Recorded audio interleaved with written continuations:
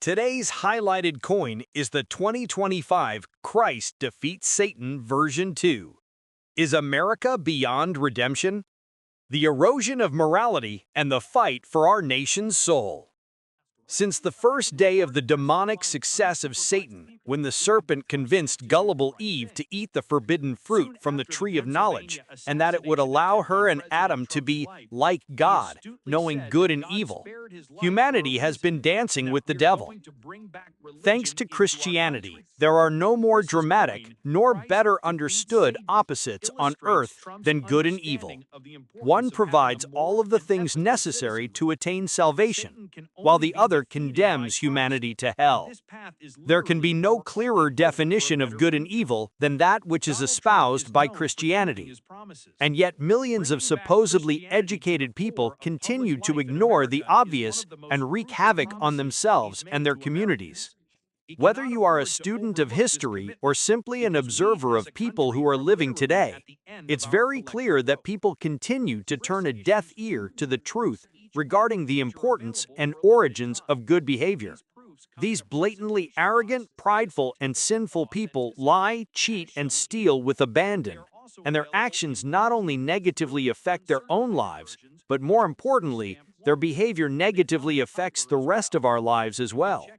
These miscreants ooze bad behavior, and this can literally undermine our faith in humanity. It can virtually and vicariously discourage the efforts of good people, who may be on the fringe of goodness, from doing what's right. Evil has a snowball effect on humanity that cannot be denied. You're welcome. One unrepaired broken window can turn a neighborhood into a slum. These evil scoundrels can have the same effect on their communities. Their bad behavior, left unchecked, creates a preponderance of shrugging people who begin to justify their own bad behavior with the "everybody does it" mentality. The personal devastation these evil people continue to inflict on themselves indicates the plain old truth that they are stupid. But unfortunately, their personal death spiral affects everyone within their sphere of influence. The merchant from whom they steal, the husband who discovers he has an unfaithful wife, the child who is sexually abused by good neighbor. Their evil behavior becomes pernicious, rotting the lives of everyone they know. After creating our new and unprecedented form of self-government, Founding Father John Adams wrote to the Massachusetts militia on October 11, 1798, "Because we have no government armed with power capable of contending with human passions unbridled by morality or religion. Avarice, ambition, revenge, or gallantry would break the strongest cords of our Constitution as a whale goes through a net. Our Constitution was made only for a moral and religious people. It is wholly inadequate to the government of any other. This is why America can no longer take the high ground. We have lost our moral fortitude. We, as citizens of America, have become totally inadequate for our form of government. We are no longer moral or ethical, and without a reversal, the country itself will become a black hole." Starting in the 1960s, and for the first time in our history, we trashed our country's Christian faith by banning school prayer. We then sent millions of young and unprecedentedly unchaperoned women away to men's universities. This began the unfettered debauchery of our young baby boomers. Their behavior was no longer insulated, protected, or guided by families, churches, or hometown communities. After this degradation began, abortion was legalized to offset the passions that were unleashed and unsupervised while away at school.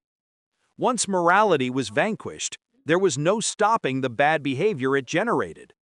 How could a baby boomer tell their children to avoid drugs, recreational sex, and other bad behavior when they themselves had indulged in all of them?